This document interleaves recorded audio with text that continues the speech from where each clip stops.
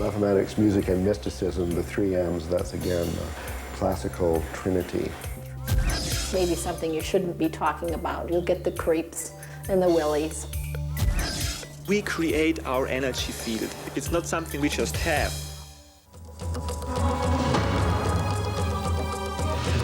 From the boundaries of the universe to the depth of your soul. Embark on a journey through the unknown and unexplained as we explore mysteries, magic, and miracles. Having spent most of their lives behind bars, do most hardened criminals linger on after death? Join us as we explore a 100-year-old prison to find out. Among the living, we'll take a look at auras, the colorful energy said to surround all living things.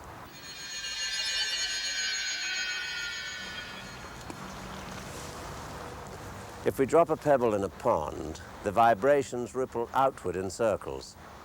If we ring a bell, it vibrates in waves. But can we see those waves? Susan O'Leary investigates how sound can be visually experienced. Visual music is an art medium with a long, yet hardly known history. Led by Ralph Abraham, a retired mathematics professor from the University of California at Santa Cruz, a team of visual artists have been able to more deeply explore the combination of music and math. This all began about 20 years ago when I was trying to use computers to teach mathematics at the University of California. What began was a lifelong exploration into new theories of mathematics as it relates to music. Since my field is dynamics, we had moving pictures in mind, which we were at that time unable to show on the computer screen. Computers are the main instrument and link between the mathematics and music. Abraham programmed a computer called Mynee with intricate mathematical formulas to produce video images. We see mathematical models for sound waves visually and mathematical models for many other dynamical phenomena. Mathematical models are used in the sciences as a language and as a means of analyzing natural phenomena. Through specially designed computers and chaos theory, mathematics can be seen for its beauty. This new medium allows people to appreciate the mathematical world through its relation to music. Ralph Abraham isn't the only one who's been creating a visual form of mathematics and music. A group called Art Matrix ties in fractals with genetic coding of DNA.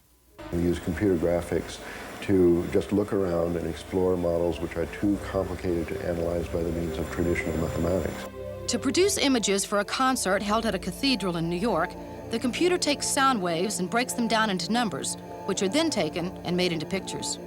So Ralph, how does all this come together? Well, this is a small looking but actually very large computer which is able to do the millions of computations per second necessary to draw this picture. The color at each point on the screen is computed by an enormous number of computations that are part of a mathematical model. And at one point on the screen, the color keeps changing in different ways that are determined by the mathematical model. And the color actually represents a number. It might be a number between 1 and 10. And when it's closer to 10, it's red. And when it's closer to 0, it's blue. So where does the music fit in? To coordinate the sound, the oral music, with the picture requires an artistic act of composition. That's where Amy comes in. She does composition with a written score, with elaborate plans, and with this, the screen of this computer is an elaborate flow diagram that shows where all the data is going and all the computations being done on it. So all of this tremendously complex network is involved in translating the picture into the sound. Well, behind the scenes here, behind the pictures, behind the sounds, are the numbers in the mathematical model. And that's where Peter comes in. Peter, could you show us? In other words, the silicon graphics generates a bunch of numbers that we feed into the Macintosh. Musical instruments generate numbers we feed into the Macintosh. The Macintosh combines those and controls the synthesizer to make the sounds that we hear. And we discover amazing things which we can't express in words or symbols. They're just these unusual moving pictures. Mathematics and music, that's a classical partnership.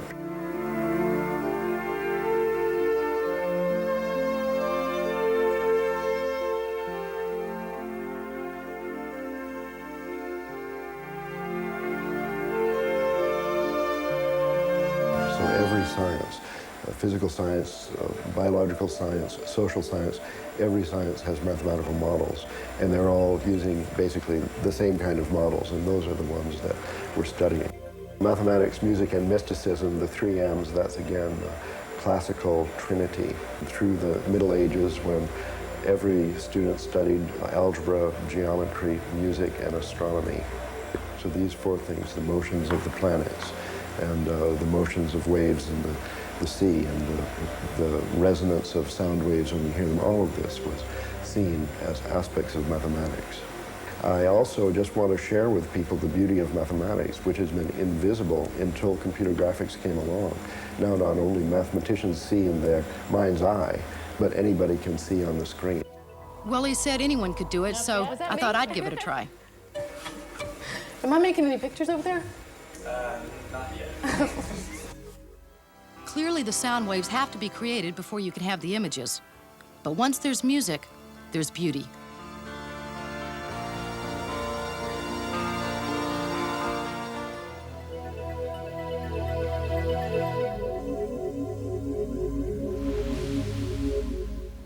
Crop circles are mysterious formations that appear overnight in fields throughout the world. Without being broken, tall corn or grain stalks spiral outwards in beautiful patterns. While some believe crop circles are hoaxed, others think they are landing pads for alien spacecraft. But circles found recently in England turned out to be universal mathematical symbols. Because of the complexity of these new circles, researchers believe the symbols to be a form of communication to mankind. Terrifying tales of a brutal murderer and cannibal still haunt the small town of Rawlins, Wyoming. Can a prisoner's cruel past condemn him to his cell for all eternity?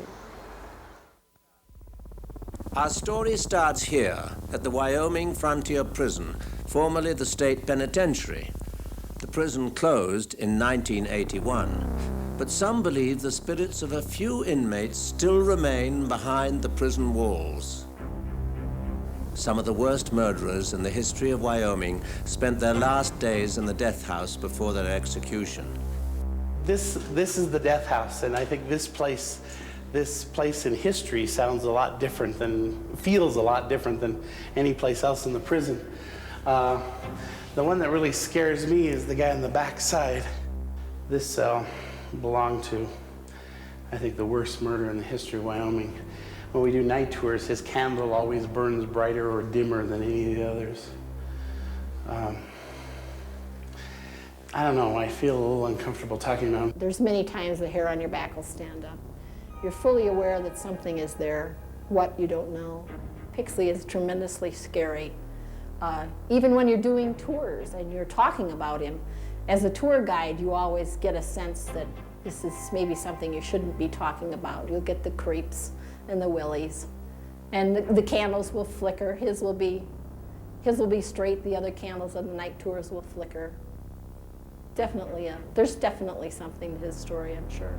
The last execution, Andrew Pixley in 1965, he was the youngest guy executed here. He was 22 years old. And when he was executed, they wanted to make sure that there was no leaks in the gas chamber. Usually they go by a pig, but this time they went out onto the streets of Rawlins and they found a stray black cat, and they executed it. Black cat supposedly haunts the penitentiary. I was running out of A block one night after I came out of the cell, and I was running around and this black cat darted out in front of me. And he went around the corner, and another tour guide, Molly, was waiting for me there, and it darted out in front of her, and it just disappeared. And every once in a while we see him, but he's lurking around every night tour. The one that scares me is the guy who was in the middle cell, Andrew Pixley. He was 21 years old when he committed the most horrible murder in the history of Wyoming. Family from Chicago on a ski vacation, Jackson Hole. He murdered 2 little girls. There was evidence of cannibalism. The beatings were so horrible. There are elements of Pixley's case that, in my opinion, are almost worse than Jeffrey Dahmer. He had the least witnesses. He had the most ministers. He was praying right at the time of his execution. He was baptized just for his execution. Andrew Pixley was described as the perfect psychopath. He had no conscience at all. He didn't remember any of the heinous crimes committed when they found him in the room covered with blood. His execution was carried out shortly after midnight, December the 10th, 1965, in the prison gas chamber. Andrew Pixley took longer to die than any other man in the death house. He lived twice as long as all the others in the gas chamber. They say it takes longer to kill evil, and I'm convinced this guy was pure evil. And I mean, I'm not a big proponent of capital punishment, but this Pixley character, he scares me to death because the crime was so horrible. Is the prison gas chamber.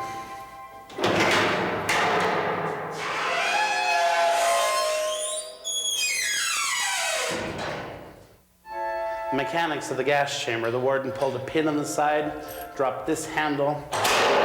A bag full of cyanide pellets rolled into acid below the chair. Prisoner was unconscious in 10 to 15 seconds.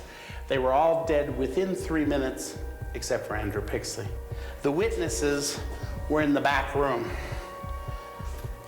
For the first execution, there were 47 people in this room. By the time Andrew Pixley was executed in 1965, there were 13 people. They changed the seals around the windows before the execution. And then, as I said before, they test the gas chamber to make sure it's working all right. We don't give tours in December. I'd been sitting in my office. I'd been researching the executions. We were doing a new display on the executions. I had a head full of stories of executions, but I didn't have all the dates. And I came up here, it was getting kind of late, and I needed a flashlight to read the dates of the walls in the hanging room. I was writing to the dates and with my flashlight in hand, and my flashlight drifted over and I caught the black eyes of Andrew Pixley. As I looked deep into his eyes for the first time, I thought, there's something different about this guy. I'd never thought about it before. Something evil, possessed, demonic. At the instant I thought that, I swear to you, I heard something.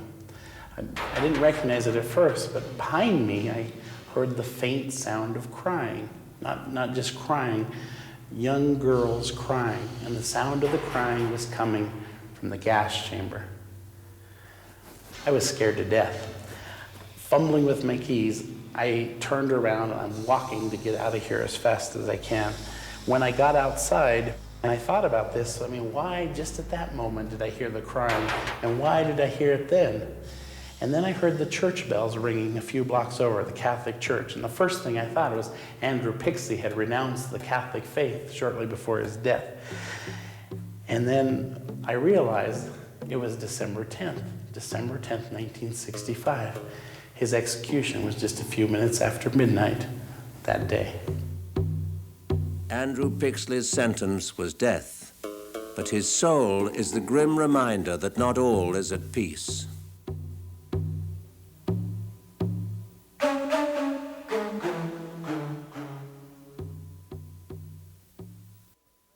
Also known as human rainbows, auras emanate from the human body, indicating physical, emotional, and mental well-being. James Romanovich investigates auras to see what they reveal about us and those around us.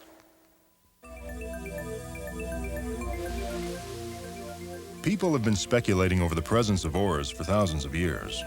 Are auras still a mystery, or has it become a scientific reality? An aura, scientifically, it is considered an electrical magnetic energy field. It is an energy that moves around any life form. It is a hologram of colors, first of all, that flows around the body.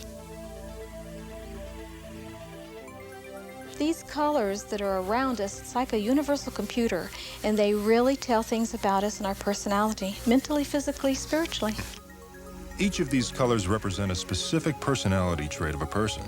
Red, for instance, shows vitality, physical health, and passion. Blue indicates a communication ability and creative essence, and yellow represents personal power and/or highly developed intellect. Orange is a healing color because it is a color of change. Silver indicates personal power, and gold is the color of success. These are only a few of the many colors in your aura. What else can they tell about you? You can see everything in an aura. In the typical aura, if you look directly behind someone's head, there's an area that we call the past life triangle. And in that area, you can see many past lives. Future lives, sometimes you can see further out in the aura. Everything that is in this energy field is a reflection of us, the experiences that we've had in life, the things we brought in with us, and probably extremely importantly is the genetic influence from our biological parents. When people are very emotionally upset, you can see it, and it almost looks like they're sweating and energy is pouring off of them. Feminine energy and masculine energy definitely reflects in the aura. It is a different programming. In other words, the energy can tell me if a person's male or female, whether I can see the person or not. Now, also in the feminine energy, there is an area that shows the reproductive system, and obviously the man doesn't have that. People are beginning to realize that they can take pictures of the aura.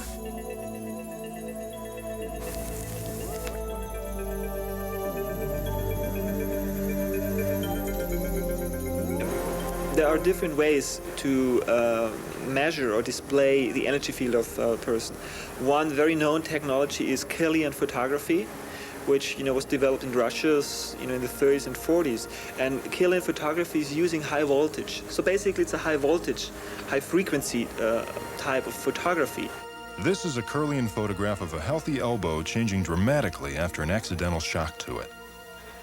In this Kirlian photograph, the fingertip of a relaxed person shows an even blue and white energy field. The same fingertip's energy field changes as the individual gets emotionally charged. And then the energy field changes to a red blotch as anger sets in. This fingertip shows an individual focusing on thoughts of warmth and love.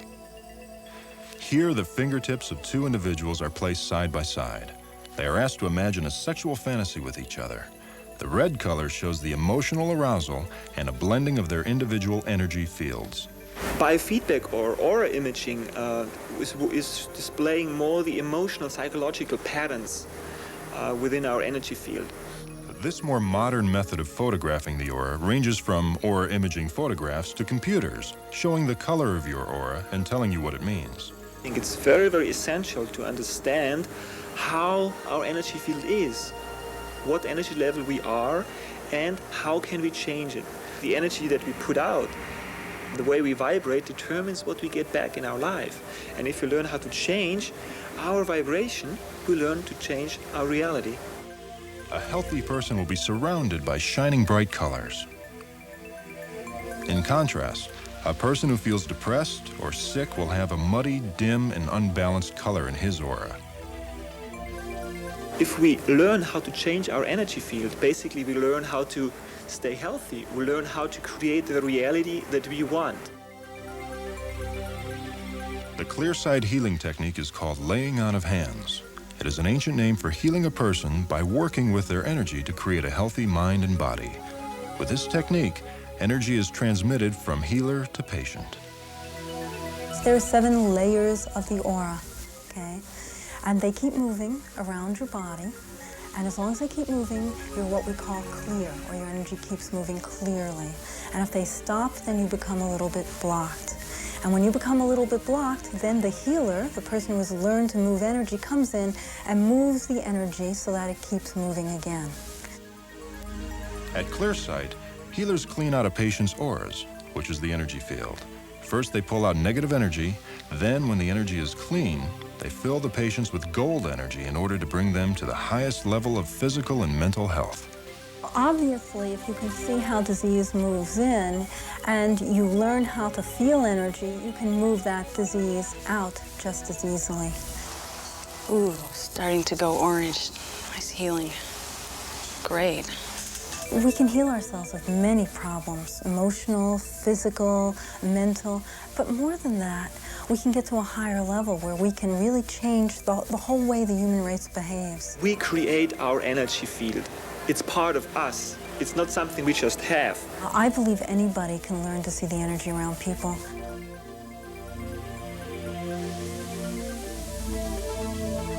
Now that we are able to see our auras, we can create the perfect energy field. Not only can it help us to heal ourselves, but also to form the best relationships with each other. Didn't Albert Einstein best sum it up when he said, "Matter is energy, and we are all energy beings"?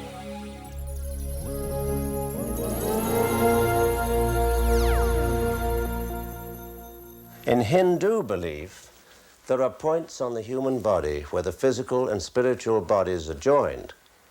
Each point is a cluster of psychic energy called a chakra. There are 7 main chakras, all directly connected to physical health. The lotus of 1,000 petals, or the 7th chakra, is considered to be a halo. When it is activated, it brings supreme spiritual and mental perfection. As you go through your week, take a moment to consider the life energies around yourself and others. May your light shine brightly. I'm Patrick Macnee. Join me next time for more mysteries, magic, and miracles.